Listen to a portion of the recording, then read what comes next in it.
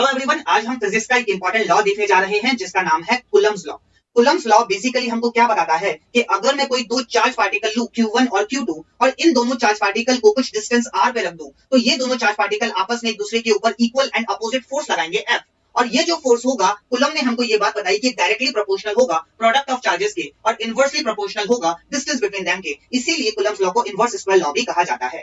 जब यहाँ पे प्रोपोर्शनलिटी का साइन हटेगा तो एक कांस्टेंट आएगा जिस कांस्टेंट को हम बोलते हैं प्रोपोर्शनलिटी कांस्टेंट या फिर इलेक्ट्रोस्टैटिक कांस्टेंट। अगर हमारे पास दोनों चार्ज पार्टिकल जो है एयर या फिर वैक्यूम में रखे गए तो के की जो वैल्यू होगी वो होगी 9 × 10⁹ न्यूटन मीटर स्क्वायर पर कूलम्ब स्क्वायर। के को लिखने का एक तरीका और होता है जो कि होता है 1/4πε0। यहाँ पे एप्सिलॉन नॉट क्या है? Permittivity of free space. कोई और मीडियम होगा तो उस मीडियम की परमिटिविटी हम बात करेंगे। और अगर मैं एप्सिलॉन नॉट की बात करूं तो एप्सिलॉन नॉट की जो वैल्यू होती है वो होती है 8.85 × 10⁻12 coulomb square divided by newton metre square. ऐसे ही वीडियोस के लिए सब्सक्राइब कीजिए हमारा channel Iqra physics. Thank you so much everyone.